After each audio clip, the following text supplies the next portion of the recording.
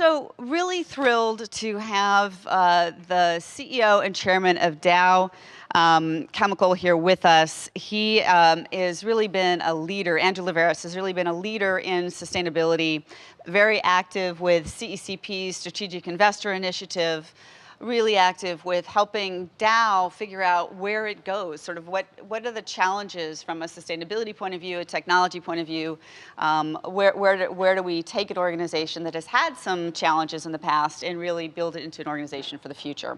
So really enthusiastic to hear from him.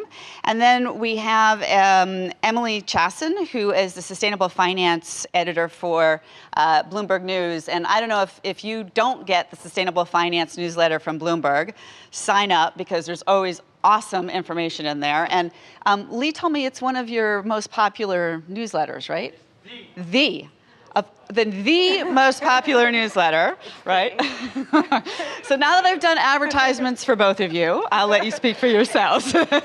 So thank you so much for being here. Thanks so much for having both of us. I'm delighted to be here today and talk to Andrew about his sustainability journey.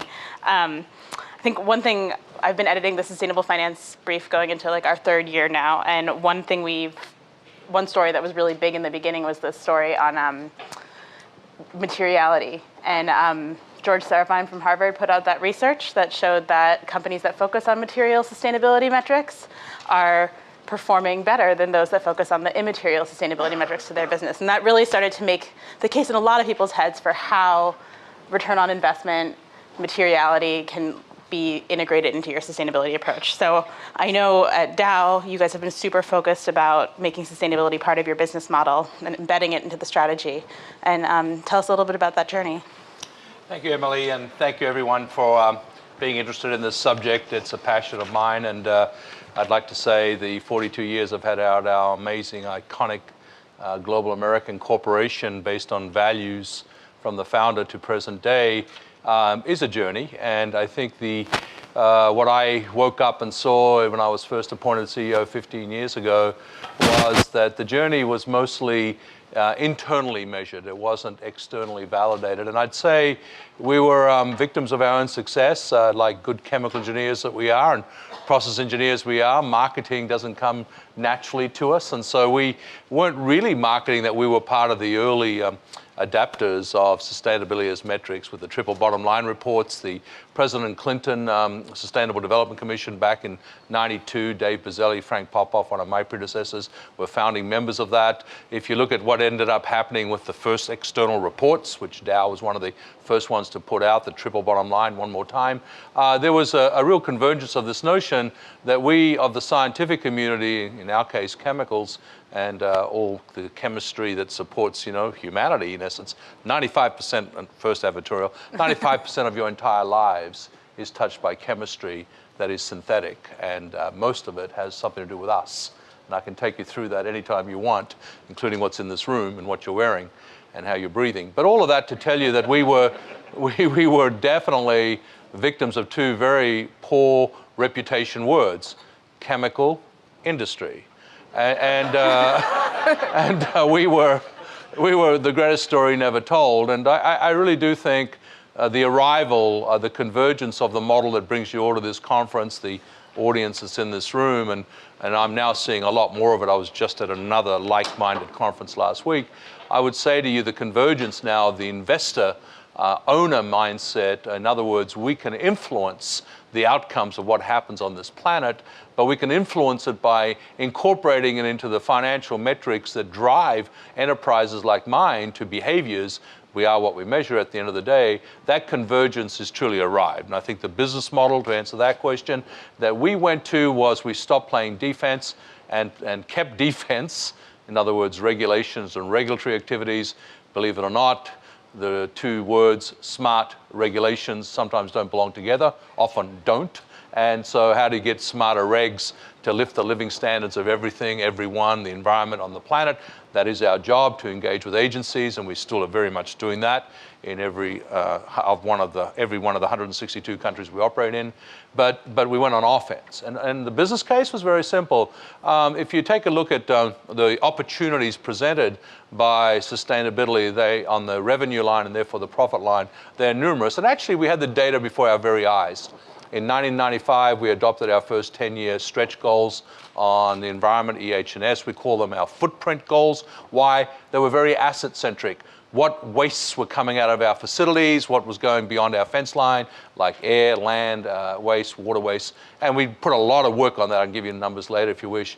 We went to the second lot of goals, the 2005 goals, which actually started doing footprint and handprint, as we call it. Handprint was the products we sent to you, the 95% I referenced earlier. What do we know about them? What do we know about their effect on you as a person from a human health point of view? Toxicity studies, all those life cycle analysis, we brought all that to the bear. And then, of course, the current goals, which are the 2015 to 2025 goals, which are really what we call the blueprint goals, which is the border isn't your asset, it isn't your fence line. The border isn't your product line, wherever it goes, which is everywhere. The border is the planet, and you've got to find a way to continue life on this planet and continue life of a high quality for everybody. That's a business opportunity. If you think about, 1 in 5 people won't have access to clean water by 2025. If you think about the fact that 40% of humanity won't have affordable housing by 2030. If you think of the fact that we're going from 7 billion people to 9.6 billion people by 2050, and right as we sit here right now, that's an extra 60% load on the food chain and on the energy needs, and the energy needs being mostly fossil fuels, 80%.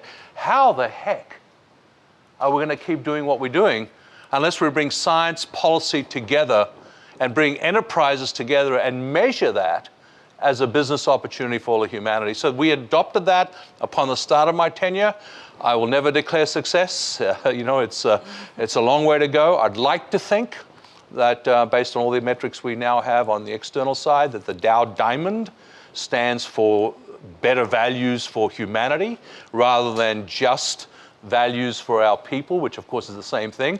And I'll end with this point because I'll probably answer 3 or more of your questions in all of this. I would say to you that the value proposition of our employee base, with 50% of the people that have been with us only joined us in the last 5 years, with the millennial population now representing 35% of our employee base, 35%. From 15 years ago, only 5%.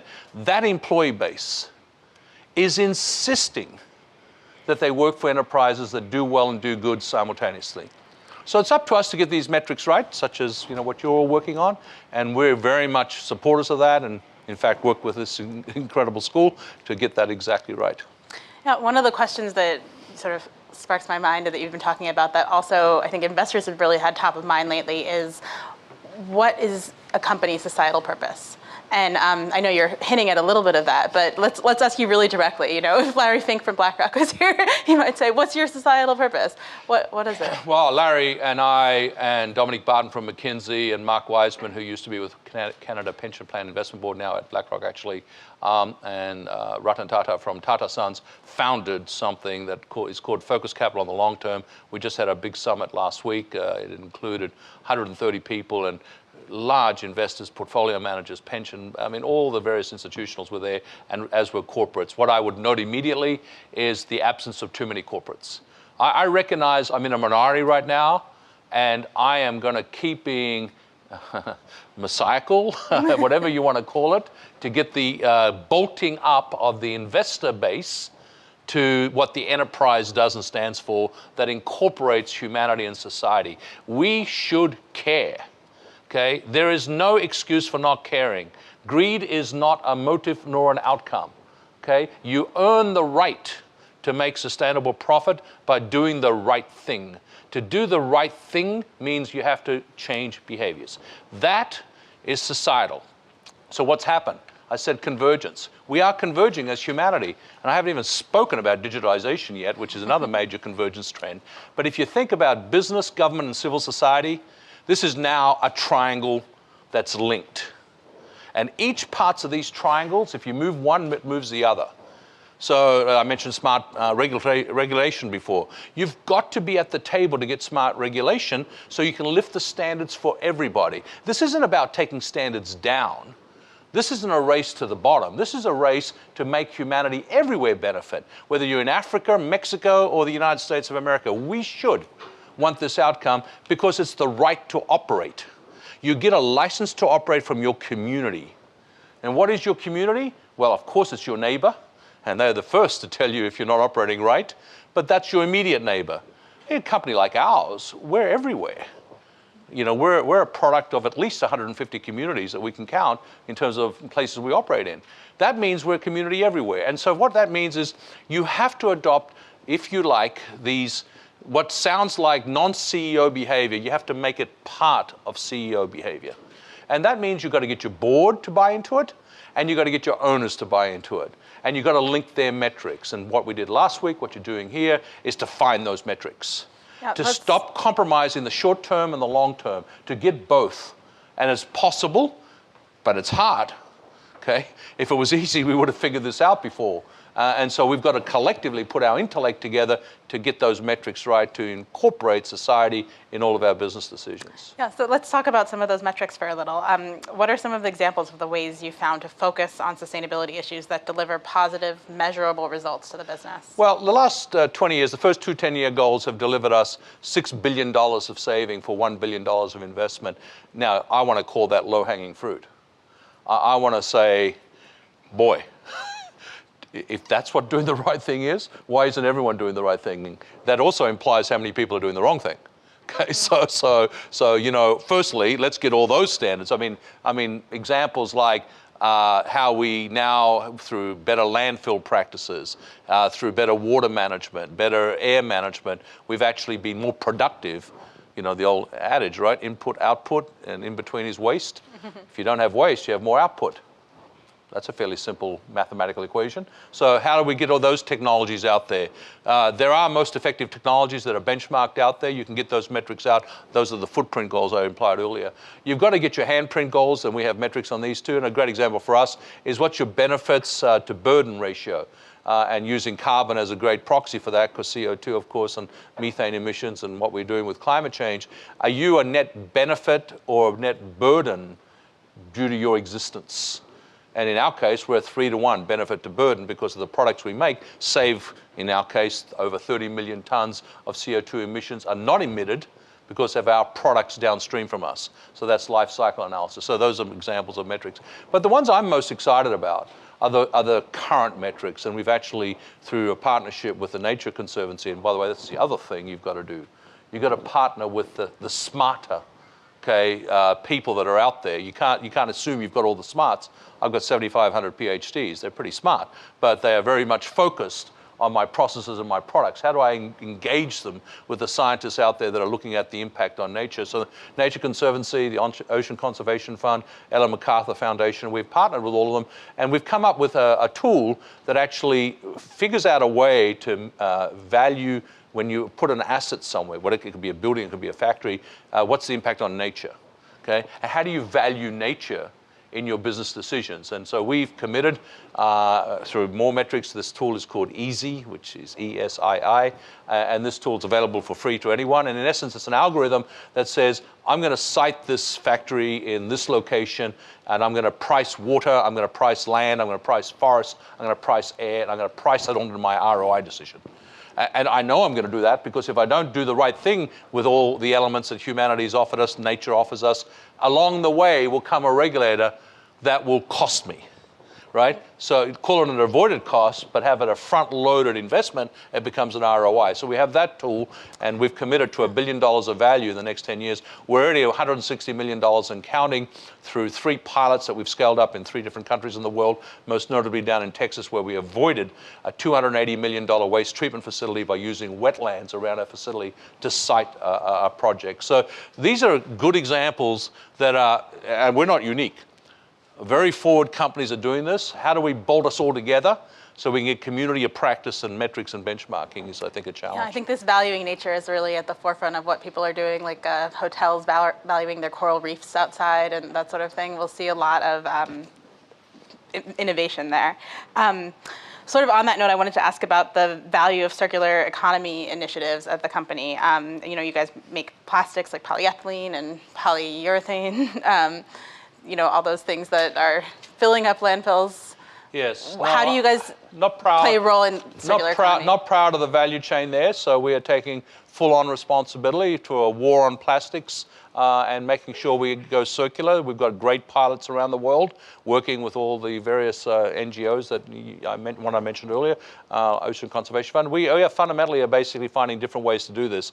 It does require discipline from the consumer, and that's a really hard thing to put in place, especially in an undisciplined society like the one we live in. If you go to Japan, it's completely the opposite. And so, but curbside pickup of waste, we have a pilot going on in Omaha with a Hefty Bag company, which is in essence picking up all the plastic waste from households and then burning it to make energy. And that's already saved millions of tons of landfill, and it's actually producing energy out of it. We hope to put that throughout the country.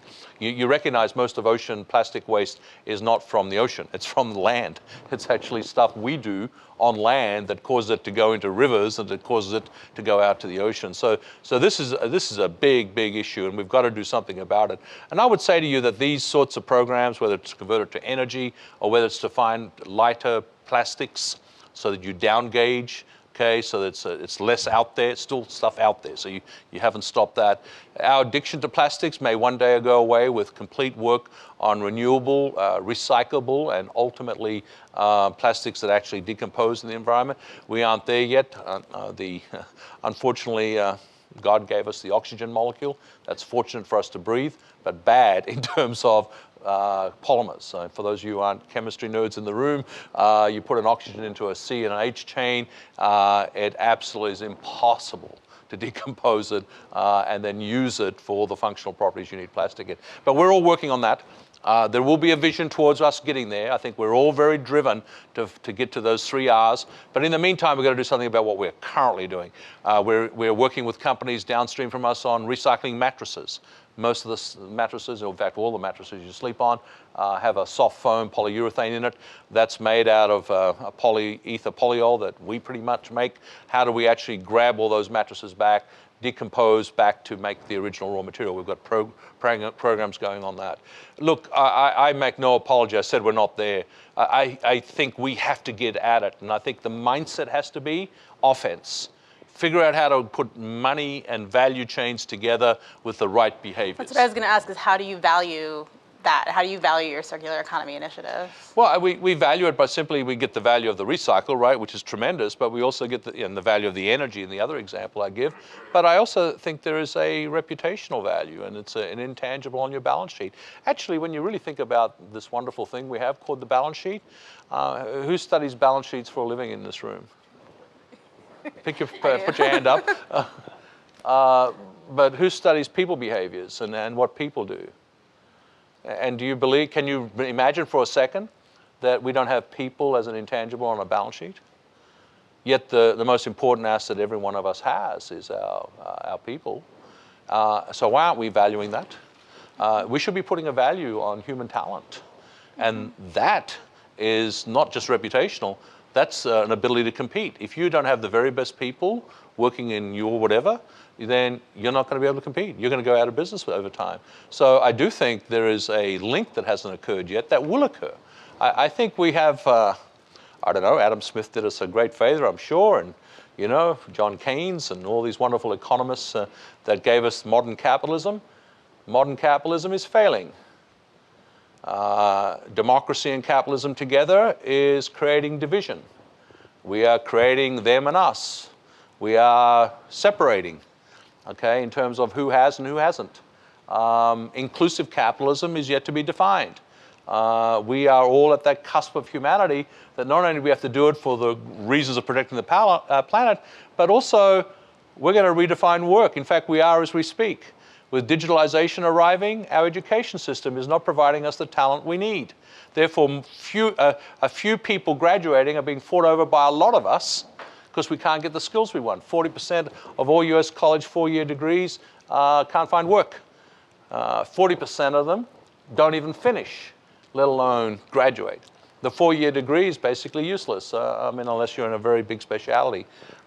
We've got to work and learn, work and learn, work and learn, because digitization has accelerated learning to this degree.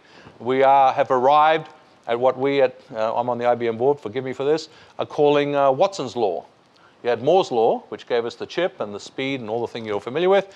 We had Metcalfe's Law, which is the law of the internet, which gave us networks. Now we're getting all this dumb data. Fake news, false facts, social media. Everyone's liked, everyone's perfect. Social media has dumbed us all down. But human insights are about to be married with machine insights in digitization.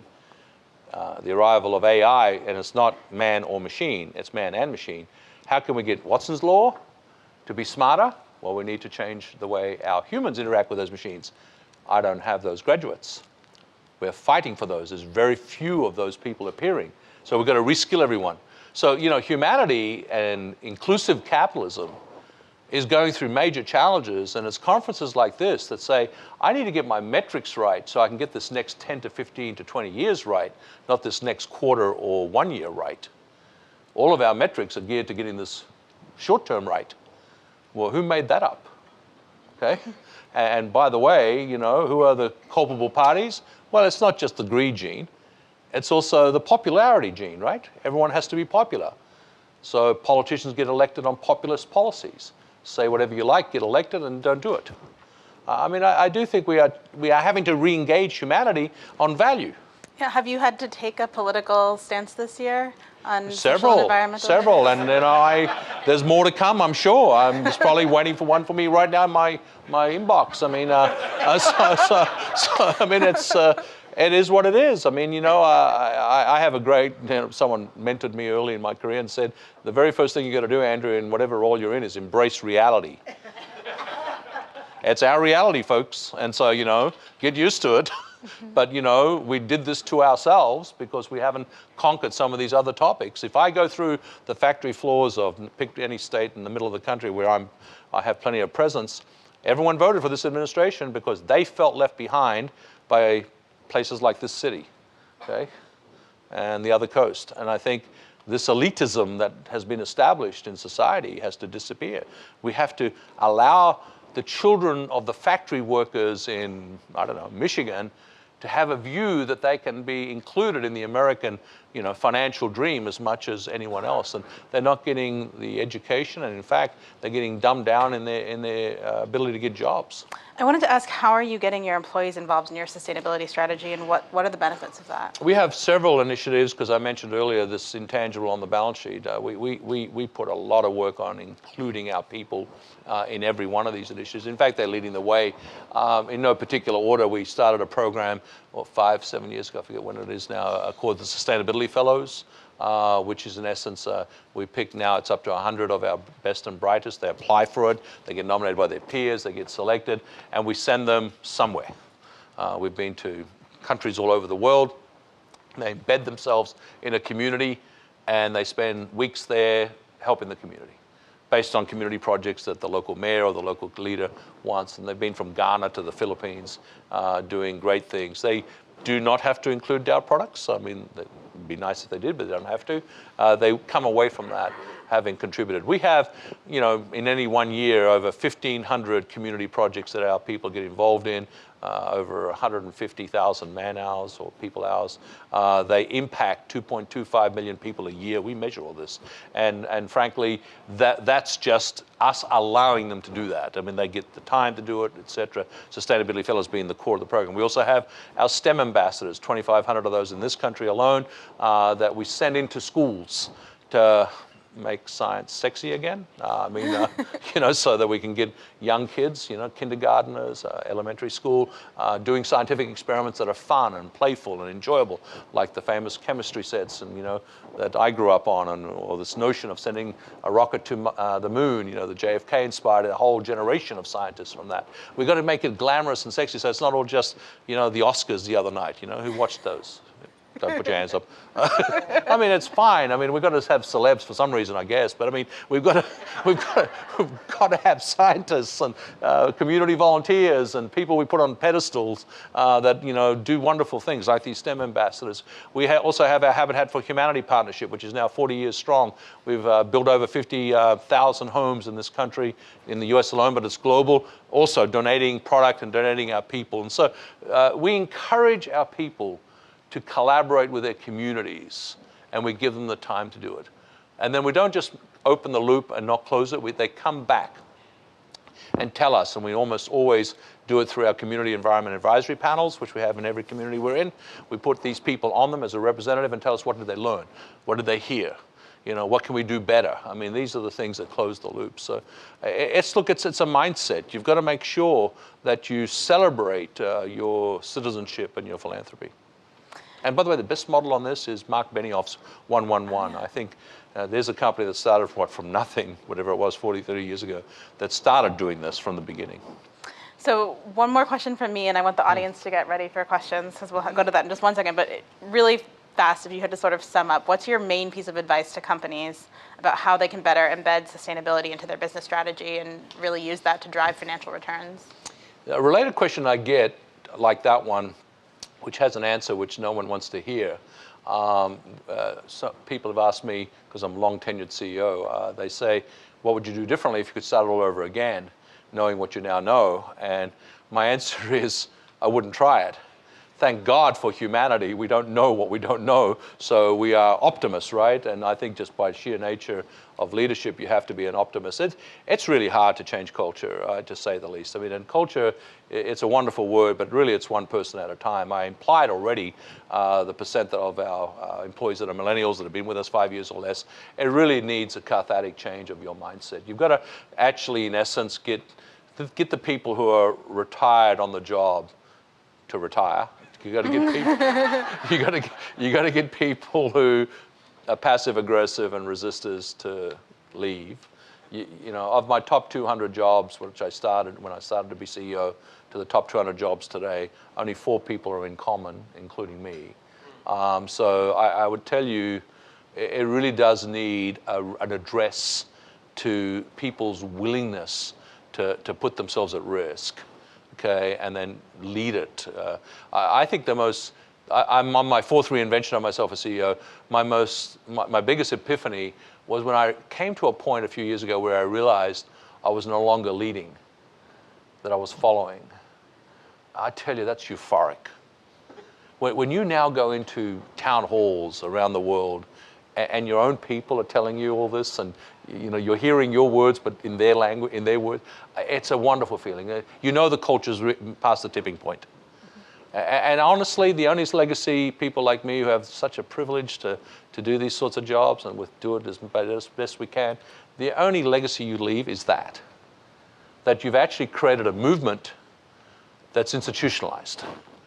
And that if your corporation, enterprise can be one of the leading lights in conquering these very big challenges I articulated, then it's your people doing that because they believe, not because of their wallet, okay, not because of necessarily their brain, but because of their passion and their heart. I think if you can get cultural change like that and embed it in an institution, organization, you will win. And also, everyone will win from it. That's a great insight. Well, I've really enjoyed this conversation. Are there any questions from the audience or up here? You've done a fantastic job at Dow. Thank you. Can you tell us how you plan your bigger vision of the DowDuPont restructuring in terms of the units, and what impact does that have on sustainability? In terms of the agriculture unit, et cetera? Thank you. I am by definition a self-proclaimed masochist. I thank God I'm an optimist. I was reaching the end of my tenure. I'd been trying for 10 years to do what we've just done 2 years ago. And I didn't think we'd get it done, and lo and behold, we got it done as I was trying to retire, actually. So here I am, figuring my way through exactly your question, and I think we're doing an amazing job because of what I consider another great iconic American company, DuPont, who has all the elements of what I just described our company as.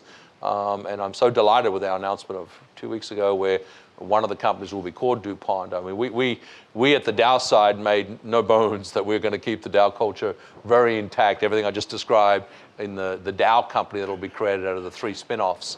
I won't take you through all the transactions because that's another hour, but it's a fairly complex transaction that is yielding a tremendous shareholder value even as we speak today, and still more to come. Not to foreshadow any statement on the stock price other than it's a wonderful opportunity. And I would say to you that the cultural question you asked, the way I would define it is the Dow piece will have the Dow culture going forward, the DuPont piece will have the DuPont culture going forward, which is tremendous, and then the merged one, the one that's truly the agricultural company with its new name, will have the best of both.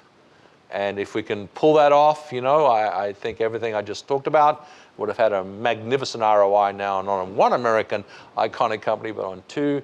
And what we've done for 3 is set them up to win in the next decade, 2 decades, 3 decades. Nothing certain, but boy, if you see what's happened, I use the term chemical industry. If you've seen what's happened to the other people in the chemical industry, pretty much bankrupted, disappeared, acquired, owned by state-owned enterprises, names like ICI, Rome Poulenc, Ciba Geigy, Sandoz, Hearst, all disappeared.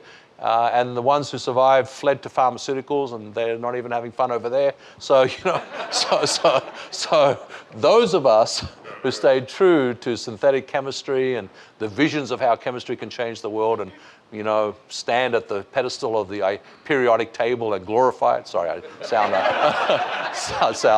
a little miscycled there. But I would tell you that those 3 companies will do great. Another question in the back there. Hi, thanks for coming to my turn. You mentioned that you calculate the benefit and burden ratio of the company, and you mentioned you also look at the downstream products and how they accrue benefits. I want to learn from you if there are any standards or the right way to do this. The motivation for the question is I'm concerned about the double counting. For example, you supply into LED industry, and there's a lot of emissions cut from LEDs, but if you are counting the benefits, then the manufacturer is counting the subs. How do you manage that? Yeah, I love that question because therein defines, so if you look at climate change policy and then you start to talk about what's the best financial metric to put on top of changing behaviors, you get into the big debate of a carbon tax versus a cap and trade, right? So a cap and trade system will solve your point. A tax system won't, because it depends on where you put the tax, okay? And so this is why, I've advised governments on this, and I'm a fan of getting cap and trade, where the financial outcome of cap and trade is to take the money raised and not subsidize governments and deficits, but actually put it into R&D to give us all the technologies we still need to have, like the one I mentioned on renewables, because the answers in technologies we still don't have.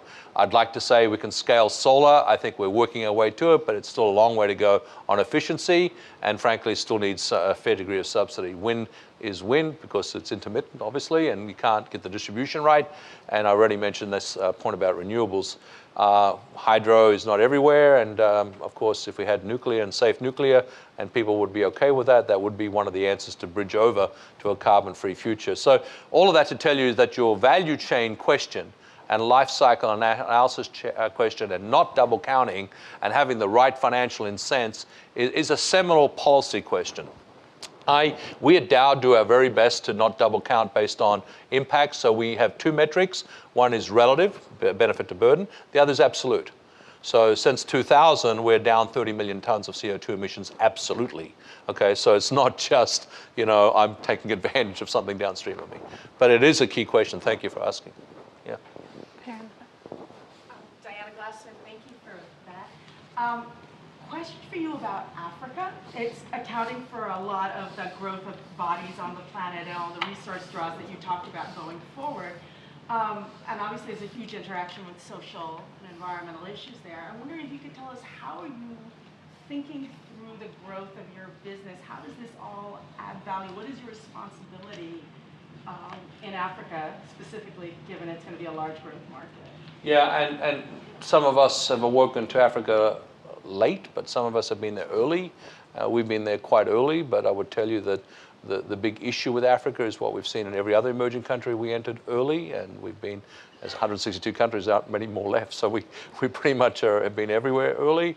What you notice immediately, and I have it in my personal experience, I went to Thailand as a young man and led Dow's operations there in my 30s, and I noticed it immediately. And that is, you have to make a conscious decision when you enter a country like that, like I did in Thailand, where we were trying to build some facilities. Do you build it to their regulatory standard, or do you build it to your best? Now, Dow's decision is we export our best. And the best may not be necessarily from the US. Sometimes it's from Europe and other developed countries. So if I have my best standard, environment, whatever, pick your favorite standard, labor standards, pay people according to the true value they bring, not what the labor standard there is. So don't play the labor arbitrage game. If you do that, then of course immediately your competitor's here, right? So you suffer for a while. So what do? You work strongly with governments to help them raise the standard. And in the case of Thailand, okay, they now have US or European global standards, so everyone else is actually out of business, okay, because they can't afford to do things the shonky way. So that's a deliberate mindset that you have to have. It is, in fact, not very friendly to short-term returns. So you are, in essence, carrying a burden at the front end, because you know at the back end of it, you can have an impact on that country's policies and politics. Now, therein lies the biggest topic, which I know is an elephant in the room for most people, but as you can already tell, I'm not shy, and I'll say it, and that is corruption. So what happens in Africa, and has happened in other countries around the world, Asia, Latin America, is you have corrupt regimes, and they aren't interested in lifting the standard for their people, okay? They're interested in one thing, okay, and you know what that is. So you've got to then work with governments around the world and NGOs. Great example of that for Africa is Mo Ibrahim's governance organization, which we work with, which is to help that country get better governance. It's doable. It's a long slog, and obviously, you know, you do your best while you're there to not fall victim to the corruption issue because of all the reasons you shouldn't. Which means that you might have limited opportunities, but you've got to keep plowing ahead. And over time, as we've seen in Africa, the emergence of better leaders occurs, and people eventually get tired of the dictator, and you know, we've seen some great examples of that even this last 6 months. And I think the stop-start of that is not everyone's cup of tea, you know, and actually, frankly, there's some areas that are quite risky for your people, and even sending them. So we are great believers also in training people locally. We are almost everywhere we operate 90% local, if not 100% in many places, because we believe grab the best of that country, train them in your standards, take them back, and let them help their communities get to the highest standard. But you've got to see the long vision, and I'm a big believer that Africa is on its way. We're in over 24 countries there, and I mean sub-Saharan Africa. I don't mean South Africa, I mean sub-Saharan. It's a great opportunity. Thank you so much. I really enjoyed this conversation. I hope you did too. I really enjoyed the opportunity to chat with you. Thanks a lot. Thank you, Emily. Thank you. Thank you.